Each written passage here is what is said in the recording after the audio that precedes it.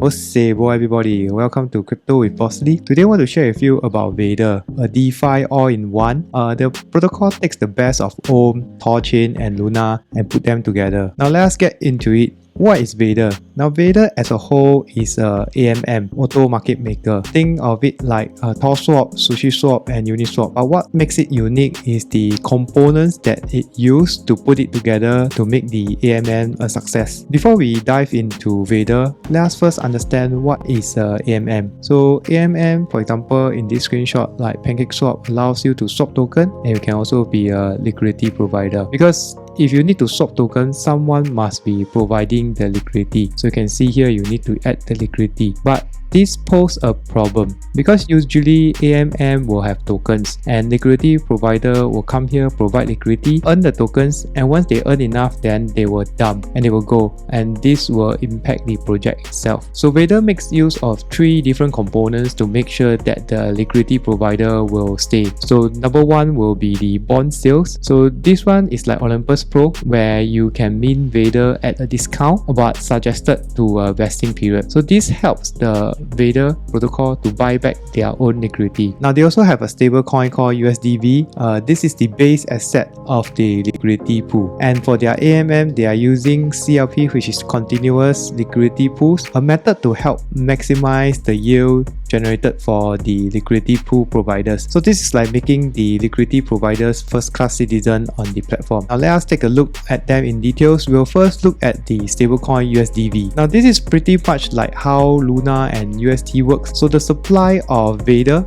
is tied to the supply of USDV. So at PEC, 1 USDV is equals to 1 USD. However, if USDV goes more than 1, then the Vader supply will be burned to mint more USDV. This will result in more supply of USDV, therefore bring back the USDV value back to PEC, which is 1 USD. And of course, with the reduced supply of Vader, price of Vader goes up. Now, if USDV is less than $1, then USDV supply will be burned to mint Vader. Then this will lower the supply of USDV, therefore bring back the PEC. But this will also increase the supply of Vader, therefore the price of Vader will drop. Now in short, more demand for USDV, better the price for Vader. Now the question is, where does the demand for USDV comes from? Now this is where we are going to look at the second part, which is the AMM itself. Now the Vader AMM, the auto market maker, is essentially an EVM version of the Thorchain AMM. Now it facilitates CLP and offer higher fees for the LP, especially for pools that are thinner. Here is a screenshot of the Thorchain AMM. Now if you want to be a liquidity provider on Thorchain, you need to provide an asset together with its native token, which is Rune. Now in the case for Vader, it is the same. If you want to be a liquidity provider on Vader, you need to provide an asset together with USDV. So USDV will be the base asset, therefore drive demand for USDV. Next, we will take a look at bond sales to see how Vader is protecting its liquidity from leaving. Now you know that liquidity is very important, especially to an AMM. Now the old way, like I said earlier, is that project gives you tokens so that you provide liquidity in the project. But most of the time, liquidity providers will come, farm and dump the tokens and move to other pools. To counter this, Vader buys the liquidity from the LP through their Vader bond sales. So you sell me your liquidity pool token and you get Vader token as a discount. This way, the protocol owns the liquidity pool token and ensure that the liquidity does not leave the project. Now these Vader tokens that are being sold in the bond sales comes from the allocation from the community liquidity incentive. Also to note that these are sold at fixed time, not necessarily perpetual. So after they sold their bonds and they close it, right? It's not like you can always buy. So recently they did their first bond sales and they are sold out in 30 minutes. Recording with all these three parts coming together,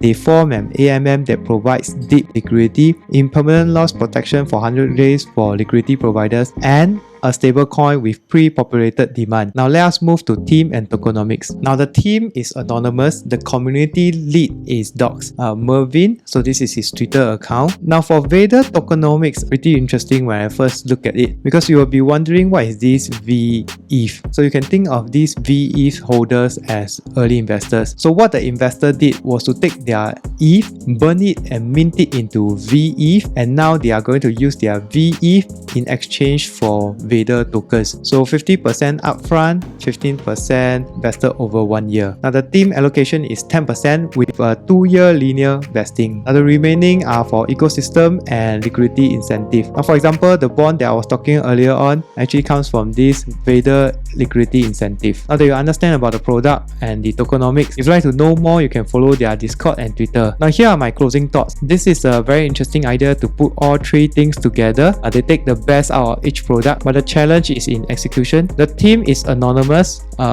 The vesting period in my view is a little bit short. Most importantly, not financial advice, and always do your own research. Lastly, I did bought a bit of Vader, so the disclosure over here. I hope you learned something today, and thanks for watching. Bye bye.